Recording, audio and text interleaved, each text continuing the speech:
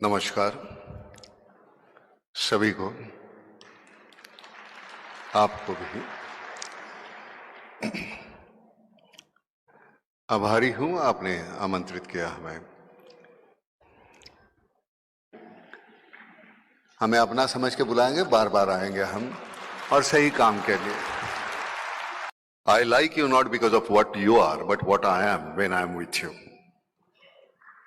मंदिर मुझे अच्छा नहीं लगता, मंदिर में जाने के बाद मुझ में जो बदलाव आता है वो मुझे अच्छा लगता है, इसलिए मुझे मंदिर अच्छा लगता है। मंदिर में सच कहता हूं, मैं जाता नहीं। भगवान के जैसे इतने लोग मेरी जिंदगी में मिले, उनके सामने झुकते झुकते भगवान की तो बारी आई ही नहीं। एक बार जाएंगे तो बात करेंगे तब। सबसे बुरी बात हमारे यहां यह है, जो चीज हमारे पास है उसकी कीमत नहीं हमें। वेंटिलेटर पे 2 दिन रहो, 7 लाख का बिल भरोगे। जन्म से यहां सांस ले रहे हो, लेकिन उस पर्यावरण का आप कोई ख्याल नहीं रखेंगे। ये तो कमाल है, क्योंकि फोकट का है ना, भगवान ने दिया हुआ। हवा है, पानी है, ऑक्सीजन है। वो जिस दिन हम ख्याल करेंगे तो मजा है, नहीं तो क्या। मैं यहां आने की मैं वजह बताता हूं। मैं शूटिंग कर रहा था प्रयागराज में। यहां से 2.5 घंटे फ्लाइट से लगते हैं। हमारी शूटिंग आज बंद रखी है हमने।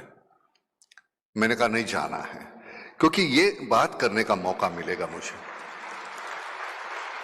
मैंने कोई मेहरबानी नहीं की। मैं वहीं जाता हूं जहां मुझे खुशी मिलती है। आपको मिलती है कि नहीं मुझे नहीं मालूम। बड़े हो जाते हैं, सीखते हैं, पढ़ते हैं। आधुनिक तंत्रज्ञान जो है हमारा, वो सीख लेते हैं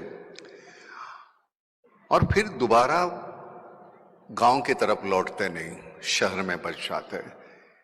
ये सबसे बड़ा नुकसान है हमारा।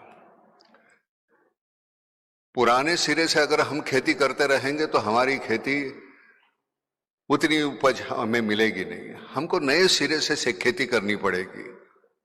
नया तंत्रज्ञान हमें, नई पीढ़ी को अवगत है, लेकिन वो वापस जा नहीं रही है खेत में। तो ये माइग्रेशन जो है वो खत्म होना चाहिए। अगर ये माइग्रेशन रुकता है तो मुझे लगता है कि हमारे गांव हैं वो समृद्ध हो जाएंगे। मैं खुद गांव खेड़े में रहता हूं।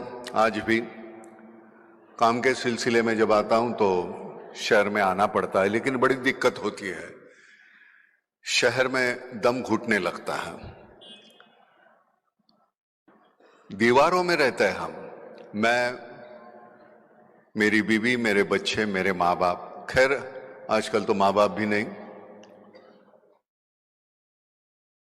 तो हम इतने सीमित हो गए हैं। जो कल हमारे सामने हमारा एक पड़ोस था, अगर घर में, बगल के घर में अगर कुछ पकता था तो एक कटोरी हमारे घर में आ जाती थी। हमारे यहां पकता था तो वहां जाती थी, लेकिन वो सब कहां गायब हो गया।